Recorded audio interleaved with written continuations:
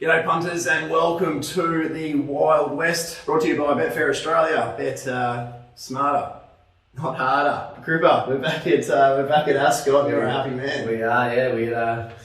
We've been sort of counting down the days to get back to headquarters, and yeah, we know you went 3 from 3, mate. I've heard enough. You went 3 from 3. Well done. It was tremendous tipping last week, mate. Got to give credit where credit's due, and I think the best part was they all shortened like they knew. They did know. Hashtag, I'm definitely not they. At Ascot, it might be they, I reckon. Gee whiz. So let's get into a recap then. So yes, Origin first. Origin. All right. We got our bet up at Origin. Unfortunately, got backed off the map, which is our first one as well. Lord Lonzo. Chloe went forward. Basically, it was never in doubt from there. It was sort of like in my head how you win at Ascot was exactly it. You went forward, just lead, even tempo. You had them all off the bit on the turn, and when Trade for Express loomed up, I actually said to myself, I said, surely not. And yeah, true to Trade for Express's reputation, he peaked on his run, and we got the chockies to kick off the season. We did. Do you know what it reminded me of is when Bedouin Bell came at Don's Legacy a few weeks ago. Horses like Bedouin Bell and Trade Fair Express, when they come at you with 200 metres to go, if you're watching it on your phone, you just turn it off so you can save some battery, basically. You're home and home. You just say, don't you dare. Oh, I took a quaddy yesterday with like 5 or 6 in that Bedouin Bell race, and I just left it out. Even though it was nicely weighted, it was well drawn, everything made sense for it. I thought, no, why waste 4% of my quaddy? It was my Betfair lay of the day yesterday, actually. Oh, was it? I should have wrote non-winner and stopped at that. I wasted too much pen and paper. Unnecessary words. All right, we moved on to the red hot tip. Was my red hot tip. Crip, and what did I say to you that I wanted to see Ryan do? You wanted to see Boy Hill lead and roll. Boy Hill. You got half of it. He led. He led, but unfortunately he didn't roll. He was taken on by a horse by the name of Push to Pass. Now Push to Pass is about 37 years old. Wouldn't have found the top in a race before about 50 metres to go in its entire career. Maddie Derricks, she, as Darren said, she needed a chiropractor at the end of the day. It was very good, wasn't it? I enjoyed that one. But basically, he got circled by a horse who she shouldn't simply have got circled by. They went next 7 or 8, I think, to the turn. He should have been the one off and going, putting the pressure on. We knew Truly Great was the best horse, but Truly Great was going to be last, over a mile, fresh. So that was the chance to steal the race. We still got third about. I think it shot me at $3 for the place. So I've got to make myself sound as good as possible. give me a chance. Then we moved on to yours, Tycoon Storm. Race 5. What was the deduction? Notorious one came down. It was about 25 cents, which I was spewing about because, like I mentioned, I gave Notorious one almost no chance. I marked it double figures and it was sort of in the market. But it was well back, which I swear you see all the time when the bookies know a horse is going to come out. The support comes for it. They just another way to do your dough. But yeah, Tycoon Storm really went to plan. Great ride by Brad Parnham. Used her gate speed, pulled out of the speed battle, got in the 1-1. She was travelling it on the bend. She idled up to him and put him away. It was a mirror image of its last win, just about, wasn't it? Yeah, it was. It was good. I thought Expressionist was the main danger, but I was sort of banking on Lucy finding some traffic issues in the run from barrier 1 or barrier 2, and she actually rode it a 10 out of 10. And on the top of the straight, I thought, we're in for a race here, but Expressionist, but the actual course was probably quite disappointing. Very disappointing. Yeah, you can't put that down to the lack of Pike or Parnham. It was it simply didn't go up to the 1500. Rare one of Bob's up in Journey to put in a bit of a flat one. We then went on to the big money horse next up. I think this is one of those ones where, as you know, I'm probably the most arrogant and opinionated person in the entire world. Once I spoke to you, once I spoke to 1 or 2 other people and had a look at this, I thought, geez, this is your winner. I refused to have a cent on. I refused to have anything on because it wasn't my idea. But Shantorg from a map sense was a really nice winner, and the money came and you got the chockies. Yeah, exactly. No, it was nice to make it 3 from 3. Slowly away, which meant that Copper Fury crossed, which not ideal, and we just needed a split at the top of the straight. But Thank you, Chris Chris Graham. On, just wobbled off the turn on pink grey, got the gap, went through, and yeah, made it a good day for myself. Mate, I was on Riverbow and Miss Frost at the late prices, 20s, and about $7 or $8. Miss Frost got to the top of the straight. They're the only two horses I really wanted to bet on, you know. Shantalk, obviously, if the gap came. Yeah. But, really nice. I think there might be a bit more scope in Shantalk as well, because when Miss Frost was within a length at the 200, you'd probably expect Miss Frost to run a quicker last two by more than a length. So, scope for Shantalk. And then for the last, we threw one out at a big price. Well, I threw one out at a big price. Naughty by Nature. CJP just got too far back. I was pretty accurate with the way the race would be run. Cliffs of Comfort, this will test you. We'll probably cook each other. Pool lead, they'll cook each other. Something will come from the back. Unfortunately, Clint got too far back and was sniffing asses the final couple of 100 metres. And we welcome back your favourite man, Mr. Paul Harvey, with Dom to Shoot, which wasn't far from the ride of the week. Wasn't far from the ride of the week. So on to that. What's your ride of the week? I'm just going to go the obvious here and just give it to Brad Parnham. Tycoon Storm, yeah, he looked a suitable map on paper, but you still got to go out there and do it. So 1-1 from Barry 7, and yeah, got going early on the, before the turn, which I love at Ascot. So yeah, probably a bit biased there, but nice and easy one this week. You? Nice. I've actually got two of them written down. See, one of them was Tycoon Storm. That was more an amalgamation from his last couple of runs. Yep. Sort of like how they give the captaincy of the All-Australians. Or the Rising Star. Yeah, what? We go with the Rising Star weekly nomination. Yeah. Who missed out? That was that Adelaide. That was stiff. 30 and 5 against Carlton. That's not good enough. Adelaide had a good year though, so who cares? The other one was Push to Pass. Now I reckon Madison Derrick, as she couldn't hold it any slower, and she probably would have hurt herself if she didn't let it roll. But good to see a young apprentice take some initiative on a horse that couldn't really win the race and say, bugger, I'm going to try and nick it here. And in the end, Truly Great was too good, but she ran second on a horse that probably traded 50 to 1. I'm not sure late. So just like to see a bit of an initiative if a jockey leading is going to go that slowly. Yeah, no, good to get Maddie in the ride of the week, because got to get a horse to follow down. I'm going to give Maddie a little bit of a pot here. So my horse to follow. We give and we take. Exactly. So we put out there. We really like Maddie. So these back-enders are only because we believe in her. I actually love her, I think. Yeah, exactly. You're a huge fan. So Bonneville Black's my horse to follow.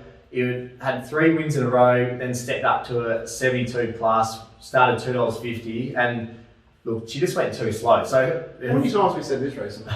Her 3 wins, she 3 back, sat 3 deep on a pretty even tempo, so she was working. She then breezed a 9 length quicker than benchmark tempo, working, and then breezed a 3 length quicker than benchmark tempo. That was in the day with a really big headwind. Mm-hmm. So Bonneville Black's just a horse that just wants to really tough it out.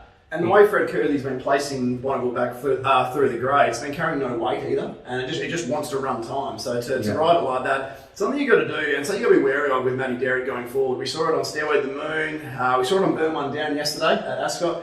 If she's in a staying race with a leader without much tempo, without much pressure to take her on, I think Madison's still under the impression she has to go as slowly as possible, and that negates a lot of these horses' strengths, I find. What she did on Bonneville Black went 12 lengths slower than benchmark. Yeah. The horse pulled his head off and only beat the length, but just not a horse that you wanted.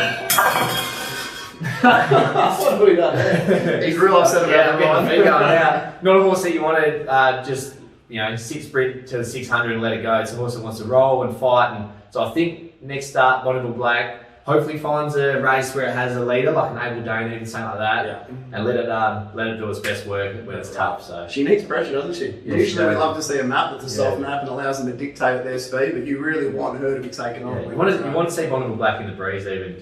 100%, or 3 or 4 deep. Why not? So she does her best work out there. Who are you following? Naughty by Nature in the last bastards at the end. I think it's a horse. It's still nicely in the ratings, capable of going through 1,400 metres next start. Shouldn't be losing. Yep. Wait to see a field before I say that. Shouldn't be losing. Just a clear one. That hasn't even been nommed yet. Why not? Probably next up in the roll. All right, we've probably gone on for a bit too long with the review, but I actually don't think that matters, because this is one of the more disinterested I've been in an Ascot card for a long time. So who's this? I know. I'm going to take your temperature. I don't have much at all today. I've got one that I'm going to tip, but we'll talk about the features. There, okay. Yeah, so that's one of my tips in the features. But I'm going to really let you take the reins here and try and add in a comment or two. Just try and add in a comment or two. I've only got one real bet that I want to get stuck into for the day. It's in the first. Should be an in and out job. Without reasons, a stayer with a stack of potential. potential is often a dangerous word in horse racing, but 3 starts ago, first go at the journey for the trip, won softly on a really nice tempo. That was a super win and a sign of things to come. Geordie Turner got held up 2 starts ago. I think you might have been on. Yeah, I was really keen on it. Yeah. No, not. Oh, yeah, it was small 2 Small starts. a big last start, yeah. So 2 starts ago, got held up from an inside draw, and it's not a horse you want from an inside draw. He's a big loping grey. His colour is really important, actually, in that sense. So. But he got held up. But the fact he picked up and sprinted just showed how well he was going. Last start, let him up. I think they went about +12 with Able Dane in a race. Schooling was in second. Schooling was gone with 1,000 to go. So Geordie was forced to get going. Cart the field up. Always travelled the winner, but Jean Biao had the sit and just crept past him late. Look, I think he rolls forward to the breeze here. Can go at a more controlled tempo, but we don't want to go too slowly. Can even cross and lead if Aragone takes a sit, to be honest with you. I'll have a chat with this bloke about that one. But I just think this is the best stayer in a race with absolutely nothing in it. I've marked, without reason, $2.45. You can currently shop nearly $4. This is my only bet of substance for the day. Yep. No, I can't argue with you. Look, I may be a bit gun-shy, but like you said, been on him his last 2. It's hard to keep diving in at the same time. Yeah, might even have a sanity bet just to try to recoup some funds. But marked him 330. No real interest, to be honest. Won't be tipping him or anything like that. All right, we're going to have a quick look at race 3. Neither of us are really going to tip one with much confidence at the current prices. But I just wanted to talk about Secret Plan. Probably throw out a little futures bet for those that want to play and that aren't cut off every agency in the entire world. Secret Plan, I think, could be Bob's best 3-year-old. Bob's best 3-year-old tends to start favourite at Kingston Town most years. Remember that year I got you to go down and back Windstorm for me in the Kingston Town and accidentally back Superstorm. In the end, it didn't matter. In the end, Superstorm ran 4th and Windstorm broke down. So it was 51s to 6s though. So one of my favourite sort of little punting ideologies is to back Bob's best 3-year-old. At the start of every season, I think I'm 40 to 1. Arcadia Queen and Perfect Reflection have both won in the last 5 years. That's a real gloat, isn't it? That's a real gloat, isn't it? Cut that. There's still that's 100% staying in, Jen. Keep that. They're still 40 to 1 around. The fact that it's by a sprinting sire is somewhat negated by the fact that the dam has some is by a high chaparral. So that's me trying to pretend I know what breeding's about. But look, this is a sticky race with Secret Plan. But if he comes out and wins like I expect he might do, I reckon his Kingston Town price will be slashed. Correct. Yeah, look, you're obviously in the 3 Smart Vortex. I want more than the 230 though. High $2 will get me. High 270, 280, 290, and I'll be I'll happily throw it. Yeah, okay. No, I thought, look, I get time and time again I get burnt by trying to take on Bob's horses, so I don't know why I'm doing it. I'm not trying to take him on, but didn't mark him as short what he says off air about short as the market. So I just thought he was obviously barnstorming win on debut. Went in every black book around Australia the way he won, but yeah, it was flattered. Was suited that day. The inside was absolute quicksand. The horse he beat, Divine Pair, came out, had every chance in the Northern Maiden, didn't get the job done. Yeah, 3rd and 4th horses came out and won. They have come out and won, but this is we're talking about Kingston Town here, right? Yeah. So, or even today, this is a Saturday really hot, just progression. 3-year-old race. Exactly. Like this, all I'm saying is I'm not taking the 230. Thought if I had to have a bet, Sassy Traders trial was really sharp, but the other one who I would have liked to seen trial, but Kiss on All 4 Cheeks, actually beat Sassy Trader last prep when sitting deep. Thought it was a huge win. Yeah, like I said, no trials, a bit of a query, but I think there's double figures around. If you're desperate to have a bet, could do worse than back Kiss on All 4 Cheeks each way. Don't mind that. Danny Morton's got a very good record usually as well with bringing back the 2-year-old. You saw Empire Rain come back yesterday, Wednesday. That's got off the back of a 12-length trial defeat, just getting those out. So. Yeah, by MTA, who got beat about 13 lengths off the trial. That was a weird old race. That was. I wanted to take on Pans Down, but I found it difficult to pinpoint one to beat him. But yeah, interesting stuff. Look, there isn't much else we're keen on for the day, so we'll have a bit of a look at the 2 features, and then a very quick look at the last as well. The lucky last, the Crawford Stakes, one of the big lead-up races to the Winterbottom, the 28th of November, which we're very much looking forward to. Cracking stuff here to see exactly what happens. We're going to have Mervyn leading, Indian Pacific and the Breeze. There is thought Indian Pacific might look to tuck in on Mervyn, but I don't know if that'll be the case. I think you let sort of fast horses run, even if it's on the outside of another fast horse. Labour Rod, back of Mervyn. Valor Road in the 1-1. Stage Man somewhere out the back. Should be a cracking race. For me, I'm probably going to have to take on Stage Man 1200 back to 1000 with 3 sharp ones out in front. Think the winner comes from Indian Pacific and Valor Road. Not sure if Labour Rod will be as sharp over the 1000. They could come back to bite me on the arse, but not a race I want to get too big on. Crip, any strong pickles? Nah, not at all. I think we both took on Labour Rod first up last prep over 1000, and we were against my horse. It broke down, dig deep. No, it wasn't that one. It was when he won by 3.5. Yeah, we backed. I think we won back. Yes. It was one of Fernie's. Yes, yeah, it was one of Fernie's. Zebel. Zebel, yeah, we got that a little bit wrong, didn't we? So look, I'm definitely start up at the 200. I'm definitely not potting Labour Rod due to the fact it's over 1000. But yeah, I had Indian Pacific on top. Really like him as a horse, but had him 370. I think that's about what the market says, and. He's an 82 rated, sort of up against the big boys now, so I think he will rise to the occasion and do really well this spring, but yeah, happy to stay up. Yeah, the market basically mirrors mine, apart from Stage Man just being a little bit longer in Labour Rod, so anything late on Betfair, if I see a little sort of cheek out, what's that mean? I don't know. If I see a little, Indian Pacific or Valor Road get out to something considerably above, say, a 350 or say a 4 or a 650 mark, I'll probably look at a play. That's why we have the exchange. Love the late betting because they don't always know. They definitely don't. Now, how about this for a race? The Group 3 Crown Perth Northerly Stakes, 16 horse field.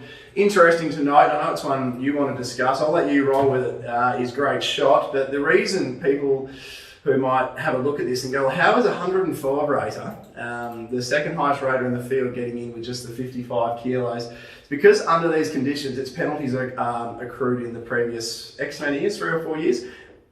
Great Shot's Railway Stakes penalty has just expired, so Great Shot gets in with 55, less than horses that have only won listed races. So how's that? A Group 1 winner? Yeah, how's that, eh? But if you're warming to Great Shot, which to be honest, I'm still trying to convince myself, then yeah, it works in my favour. So look, let me give you a spiel about Great Shot. Go on, give me a spiel, sell me. I think I actually still have to sell it to myself. So obviously one of the weight for age, war horses in WA the last 3 or 4 years. Now his trial before he resumed just a couple of months ago was dog shit, wasn't it? It was horrible. And he always trials well. Exactly. So I think we said on this podcast when it happened, we said Great Shot's done. Might as well go to the paddock. He then came out and ran accordingly, and we thought, just like what we thought, he's gone. But I thought his second run that prep was a lot better. He was in a handicap. He carried 62. He carried 6 kilos more than Massimo and was beaten 3.7 lengths. Massimo's a favourite in this race right now, coming off a hoof injury. That's a false favourite, isn't it? It has to be. He gets an 8.5 kilo swing on Massimo, but the key here is since his last run, he's trialled again. It was over 1,000 metres. It was in the quickest time of the day. He won that trial. Belted the crap out of him. Yeah, but that's what I was telling we're coming, and there was a couple of 1,000 metre horses. Nicobi, yeah, there was. That was a sharp trial, don't fuss. I thought that was a really sharp trial, and I'm hoping, or I've got a feeling, that Great Shot, maybe he had a 300 odd day gap between his first up run. It might have taken a bit of time to get him going again. If he can get anywhere near his best, I reckon. Oh, anywhere near his best, this is a gift. Exactly. But even on the data, his run last start was actually not too far off his best because of that big weight. So, like you said, he's thrown in at the weights. If he can just give us one more good run, I reckon his value. I marked at $8 a field, but I ended up with him favourite somehow, which was I could not believe it. I'm not backing him to win because he probably didn't used to win out of turn even when he was at the peak of his powers. But I reckon at about $6 to $7 a place, he's worth.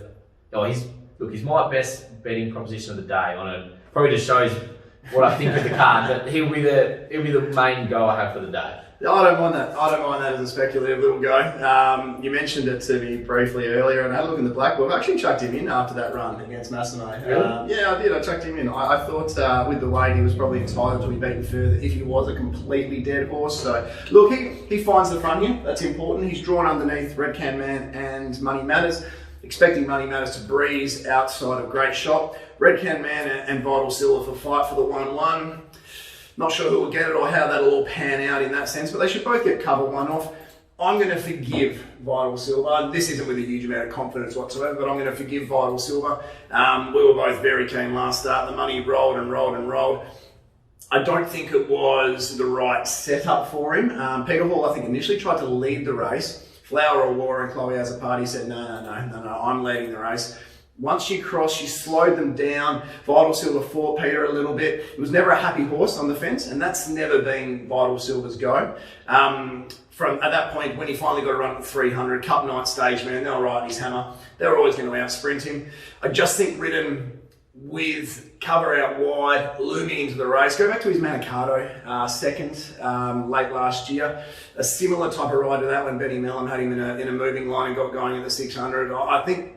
Well, I know the Pearsons will be telling him not to, Joey as a party, not to think twice about getting rolling, even from the 500-600 if he has to be, because this is a serious tough horse and this is a Group 1 performer who the set weights and penalty system does really help. So around that $10 mark each way, he's going to get mine, but not a huge amount of mine. Yeah.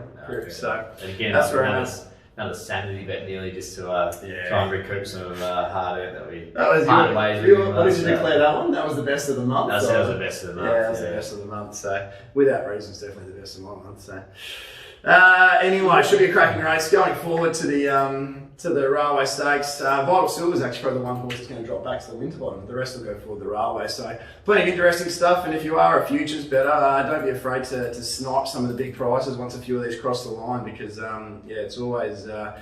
I always find there's a bit of value there. So very quickly, Crip in the last. This is a Horror Show 72 plus. Very boring little Dutch here. I've marked Position of Power / Moshard is about $1.60 Dutch bet. We can get around 2 to 1, even money, sorry. Position of Power was horrible last start. I trust the yard, I trust the horse, I trust Paul Harvey going back on, leads or box seats on the back of Strike Force, and then Moshard. I think Moshard's in career best form at the moment. 3 back the fence needs luck, gets the luck, it wins the race, but Moshard's a horse that's been difficult to catch in the past for us, to be honest, but I'm really confident that we can Dutch the pair of those. Anything above even money is enough for me to get involved, Crip. Yeah, look, don't have a lot to say. Those two were a thin race, two in my market, but also thought Strike Force, Bad Wolf, and even Tollman could give us a shake. So I'll be probably playing those 5 in the quaddie, and won't be betting. Crossing your fingers, eh? Exactly. Hopefully the roughest one gets up. I'll be dead anyway, so it doesn't matter. Great shot gets up. You'll be then you won't have a quaddie. It's a place only bet. I'm going to do it out of spite. Just not have it. Hope it knocks me out of the quaddie. Best of the day, Crip. Great shot to place. There you go. On a day where I'm probably only going to have one real bet. So great shot to place, gee whiz. Without reason for me, as I've clearly alluded to. So it's an easy one. I might have to be able to bet the Origin bet. We're 33 units behind. We're going to have to discuss that, because the problem is with a lot of ours, and the few winners we've had recently, I see Red and Lord Lonsdale, they've both been backed off the map, and we get the SP price, so we sort of need to start looking at what's going to hold its number on the exchange. So even Fiery Water was 3s into 2. That was one of ours. Exactly right. So we will come hard though. We'll find something. We've got 2 weeks left. 33 units. WA still your favourites. All or nothing approach. I all reckon, 100%. Alrighty, that will do it for a pretty dull sort of Ascot card. I'm trying to sound more enthused, but I'm not. Good for the neutral. Yes, what is more exciting, but the 1-1, so they're on fire at the moment. They had Chris Nation on last week, the Ascot track manager. This week, they've upped themselves again and got the great man William Pike on board. So, yes, I'm really looking forward to listening to that. It's good to have him on. He was good fun. Yeah, was he? Yeah, he was good fun. We tried to keep it a bit lighter than some of his other stuff he's been doing. Yeah, so he was very good. So I enjoy seeing his stuff on Tap Touch. Yeah. So looking forward to hearing that interview. While you're talking, can you give us a little quick plug about how Cripps Racing started the Ascot season? What type of numbers are we talking there, Crip? I haven't done a POT, but yeah, look, obviously went 3 from 3 last There Saturday. isn't one big enough, probably. Had a nice little midweek fill yesterday with went 2 from 3 with bow count at nice odds. So yeah, we're ticking over really nicely. I've always said Ascot's my favourite time of the year or favourite track. So if you're ever going to get on board, now's the time. So head to crippsracing.com. But until then, we'll be back next week. But otherwise, gamble responsibly.